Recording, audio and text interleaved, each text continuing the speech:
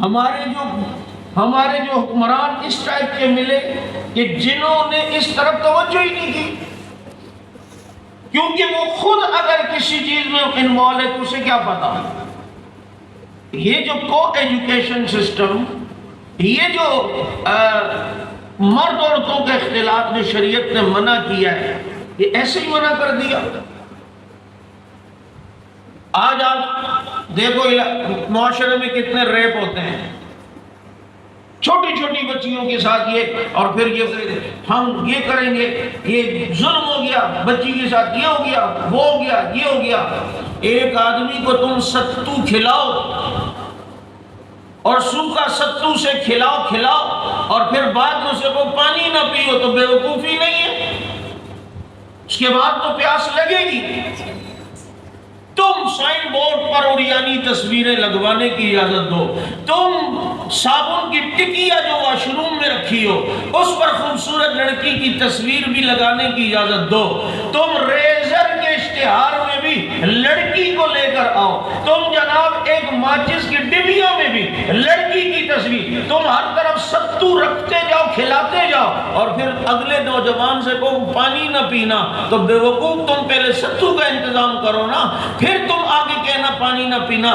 سارے اسباب بے حیائی کے دیتے ہو، پھر کہتے ہو کہ اس نے یہ جرم کیوں کیا، یہ ریپ کیوں کیا۔ یہ تو معاشرے میں یہ اسباب تو تم نے پیدا کیے، رستہ تو تم نے بنایا، ذریعہ تو تم بناتے، تم ماحول لاتے نا حضرت عمر جیسا کہ ایک بچہ جو اتنا حسین دیکھا کہ لوگ فتنوں میں نہ پڑ جائیں، حضرت عمر نے اس کے بال کٹوا دیے، اس کو گنجا کروایا، جب گنجا کرایا تو اتفاق سے وہ اور زیادہ خوبصورت لگنے لگا، اسے اس علاقے سے نکال دیا کہ کئی لوگ فتنے میں نہ پڑ جائیں۔ یہ تھی وہ حکمران جو اپنے معاشرے کے اندر حیا کے لیے اتنی کوشش کرتے تھے کہ بے حیائی نہ پھیلے، اور اس کے ایسے اسباب۔ حضرت عمر رضی اللہ عنہ دیکھو نا، مستورات کا مسجد میں آنے سے منع کر دیا۔ یہ ہوتے ہیں حکمران، یہ ہوتے ہیں سدباب کرنے والے۔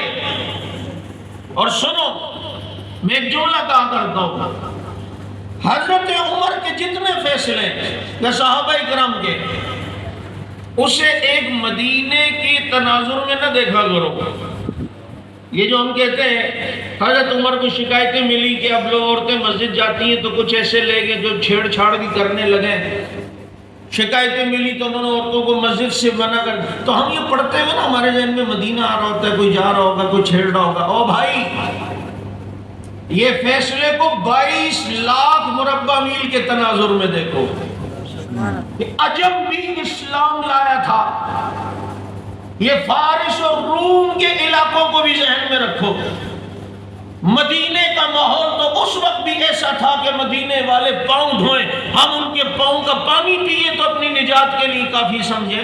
سبحان اللہ۔ یہ 22 لاکھ مربع میل کے تناظر میں دیکھو۔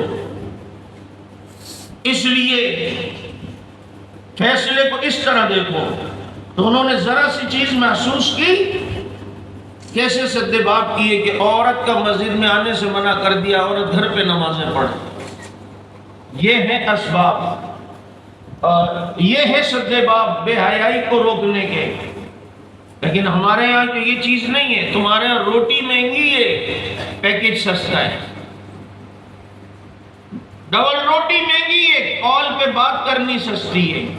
ہمیں تو یہ ماحول دیا گیا، اور یہ سارا یہ سسٹم یہ یورپ نے کیا ہی اس لیے تھا تاکہ مسلمان معاشرہ اس گندگی اس گناہوں میں پڑے۔ تو اللہ کے نبی صلی اللہ علیہ وسلم نے اس سے بچاؤ کا ایک حل بتایا کہ انسان اپنے بچوں کا جلدی سے نکاح کر لے،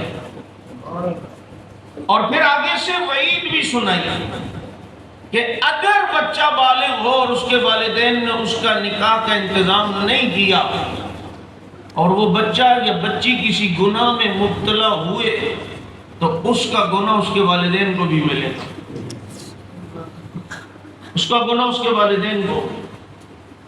آج ہمارے معاشرے میں اس طرف توجہ ہے نہیں ہے۔ ہم تو کہتے ہیں کہ جی ہمارا بچہ بھی پاؤں پہ کھڑا ہو جائے تو وہ سر پہ کھڑا ہوا ہے کیا؟ تم نے دیکھا ہوگا کتنے لوگوں کی روزی یوں بند ہوتی ہے، نکاح کے بعد روزی کھلتی ہے، رزق بڑھتا ہے،